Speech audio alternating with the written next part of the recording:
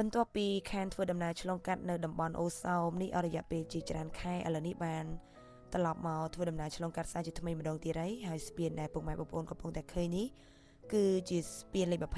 28ឬក៏ស្ពានឫស្សីជ្រុំឬក៏យើងអាចហៅបានងាយឆាប់យល់គឺស្ពានដែលខ្ពស់ជាងគេនៅក្នុងប្រទេសកម្ពុជាពេលដែលមកដល់ក្បែរស្ពានអូសោមហ្នឹងគឺឃើញមានភាពខុសប្លែកច្រើនបើចង់ដឹងថាមានភាពខុសប្លែកអីខ្លះ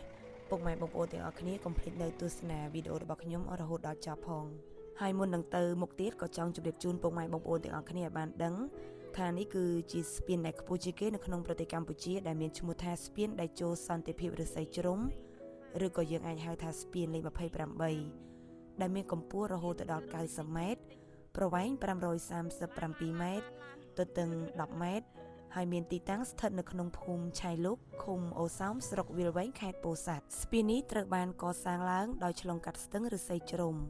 និងតាមបណ្ដោយផ្លូវជាតិលេខ10ដែលតភ្ជាប់ពីខេត្តបាត់ដំបងខេត្តពោធិ៍សាត់និងខេត្តកោះកុងកាលពីមុននេះខ្ញុំធ្លាប់ផុសវីដេអូនៅស្ពានអូសោមហើយក៏មានពុកម៉ែបងប្អូនមួយចំនួនបានសួរថានៅលើស្ពាននេះយើងអាចឈប់ឡានចុះថតរូបបានដែរមែនចាគឺយើងអាចចុះដើរលើស្ពានថតបានហើយឡានវិញយើងអាចចតនៅចំណតក៏បានដែរដោយសារតែនៅទីនេះគឺមានចំណតឡានហើយនៅពេលដែលដើរលើស្ពានក៏ត្រូវតែមានការប្រុងប្រយ័ត្នដែរដោយសារតែចរាចរណ៍គឺមានហូរហែរហូតហើយអ្វីដែលនេះខ្ញុំចង់មកជម្រាបជូនពុកម៉ែបងប្អូនពីភាពប្រែប្រួលនៅតំបន់ស្ពានអូសោមហ្នឹង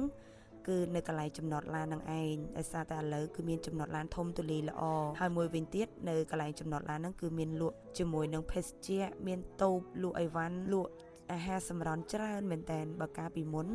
យើងមកលេងនៅស្ពានអូសោមចុះតែពីលើឡានថតរូបហើយឡើងឡានវិញសូម្បីតែទឹកសុទ្ធក៏អាចរកទិញញ៉ាំបានដែរក៏ប៉ុន្តែឥឡូវនេះគឺសបោហូហៀមែនតើមានទាំងអាហារសម្រន់ភេសជ្ជៈច្រើនប្រភេទហើយជាពិសេសនៅខែនេះគឺសបោផ្លែឈើចឹងហើយក៏មានលក់ផ្លែឈើច្រើនផងដែរប៉ុន្តែអ្វីដែលអត់មាននោះគឺបន្ទប់ទឹករៀងពិបាកបន្តិច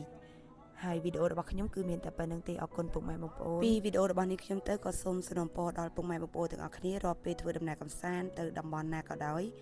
សូមរក្សានៅបរិស្ថានរបស់យើងឲ្យបានស្អាតរៀបចំទុកដាក់សម្រាមឲ្យបានត្រឹមត្រូវបរិស្ថានដែលស្អាតគឺការចេញពីការចូលរួមរបស់យើងទាំងអស់គ្នាហើយបរិស្ថានដែលស្អាតក៏ចូលរួមតាក់ទាញភ្ញៀវទេសចរឲ្យមកលេងកាន់តែច្រើនផងដែរជួបគ្នានៅវីដេអូបន្ទាប់ទៀតជម្រាបលា